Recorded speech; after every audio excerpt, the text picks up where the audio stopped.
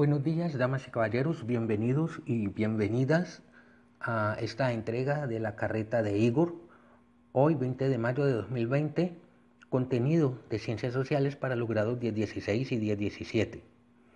Recuerden suscribirse al canal, activar notificaciones, dar like al contenido publicado y comentar. Bien, para el día de hoy hablaremos de conflictos en Europa, o empezaremos a hablar de conflictos en Europa. Esta es la primera parte, en donde trataremos los conflictos brevemente del País Vasco y obviamente el conflicto de Irlanda del Norte. Bienvenidos y bienvenidas de nuevo a Conflictos en Europa, parte 1. Los conflictos en Europa, al igual que las revoluciones, son componentes sustanciales en la historia de cada país del continente. En mayor o menor medida, estos conflictos han definido de manera rápida y radical la conformación de las identidades nacionales. Las causas de los conflictos en Europa tienen múltiples orígenes, como por ejemplo la reivindicación de la autonomía, los anhelos separatistas de un pueblo al interior de un Estado y el aumento de sentimientos nacionalistas extremos que en ocasiones expresan xenofobia. Empecemos a tratar el conflicto vasco. Bien, el País Vasco es un territorio con características históricas y culturales particulares y comprende la cadena montañosa de los Pirineos que se extiende y separa a España y Francia.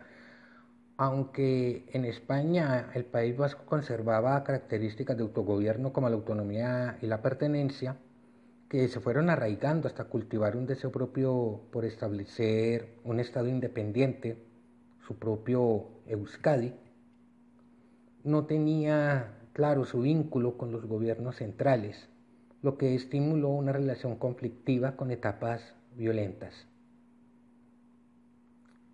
Ya el conflicto del País Vasco surge de la exigencia del Movimiento de Liberación Nacional Vasco MLNV por la libre determinación y unidad de los territorios vascos tanto en España como en Francia. Entre las organizaciones sociales y políticas que integran el MLNV se encuentra ETA, Euskadita Askatasuna, que fue un grupo conformado en 1958 en respuesta a la represión que contra el pueblo vasco llevó a cabo la dictadura de Francisco Franco, que fue consecuencia directa del golpe de Estado liderado por este señor Francisco Franco contra el gobierno republicano y que obviamente dividió a los vascos.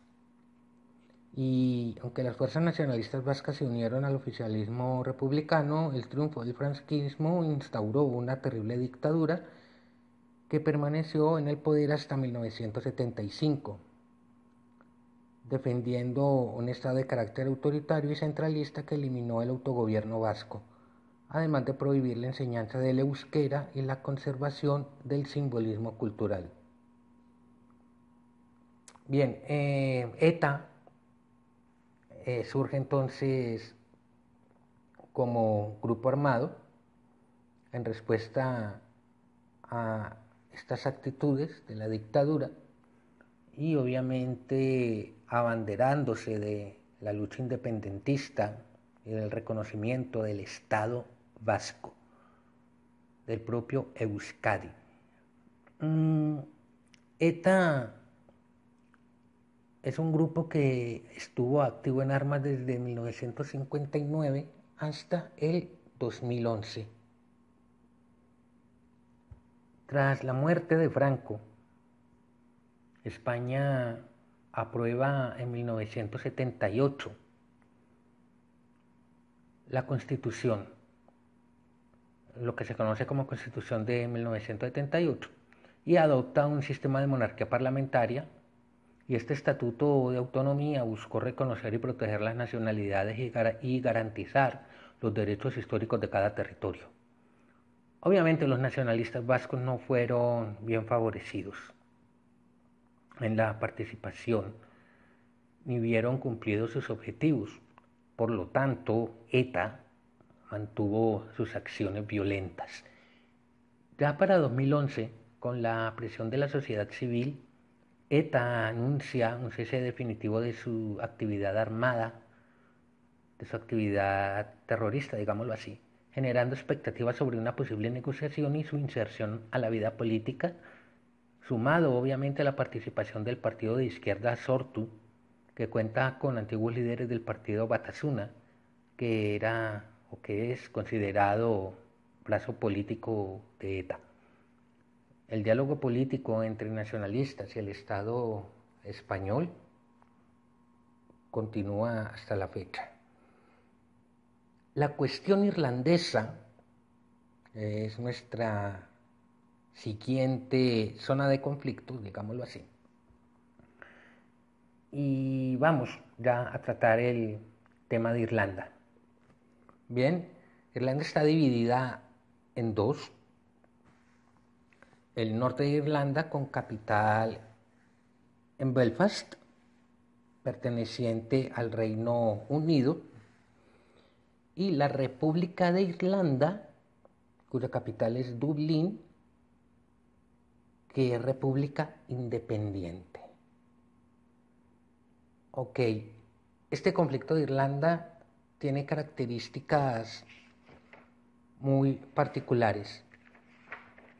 Y es que este conflicto de Irlanda del Norte básicamente es un conflicto que se mueve entre la religión y la política.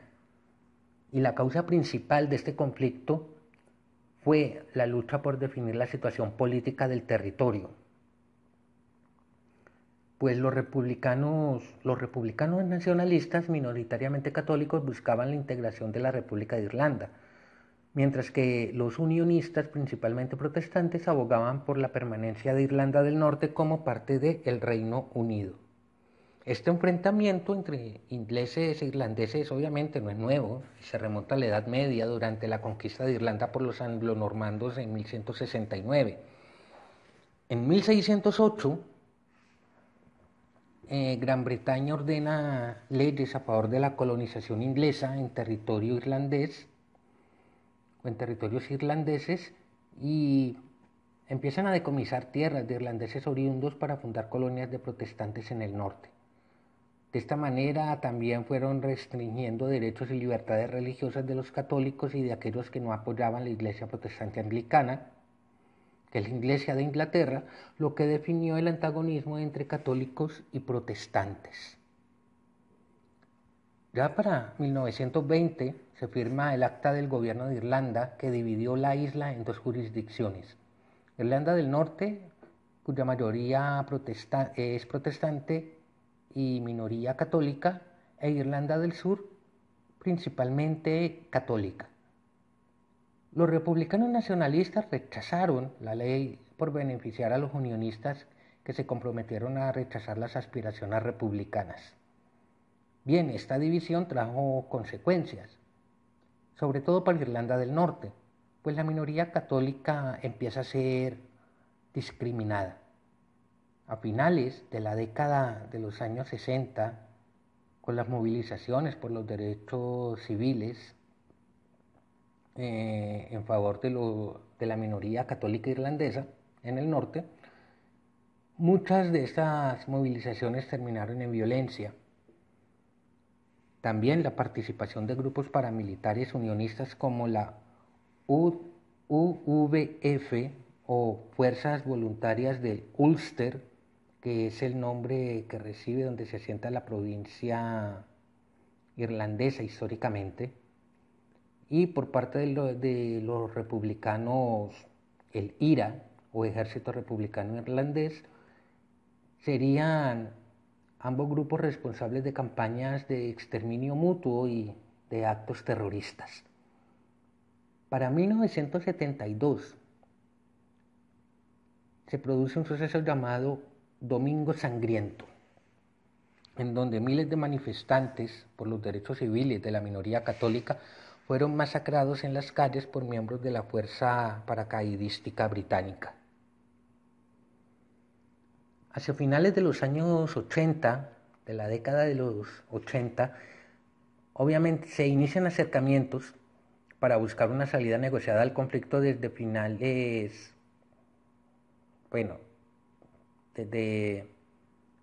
incluso del 70 se empiezan a dar esos acercamientos, o tratar de darse. Y se establece una tregua y 2 ceses al fuego posteriores, el primero en 1994 y el segundo en 1997. Gracias a eso se llegó a un pacto conocido como el Acuerdo de Viernes Santo en el año de 1998. El acuerdo en cuestión, el Acuerdo de Viernes Santo, contemplaba, entre otras cosas, los compromisos de paz, desarme paramilitar, reparto de poder entre católicos y protestantes, retiro de las tropas británicas de Irlanda del Norte y la recomposición de la política paramilitar del Ulster en una policía civil. El acuerdo se vio reflejado obviamente en un premio Nobel de Paz para los líderes del proceso, y en donde el IRA y el Ulster posteriormente abandonan de forma oficial las armas y la violencia. El IRA en 2005 y el UFV en 2007. Hacia el año en el 2013 se presentan algunos brotes de violencia en Belfast, la capital de Irlanda del Norte, por motivos menores, guerras de banderas, enfrentamientos en desfiles callejeros, pero que de todos modos despiertan la preocupación de las esferas gubernamentales y de la comunidad internacional. Para la próxima semana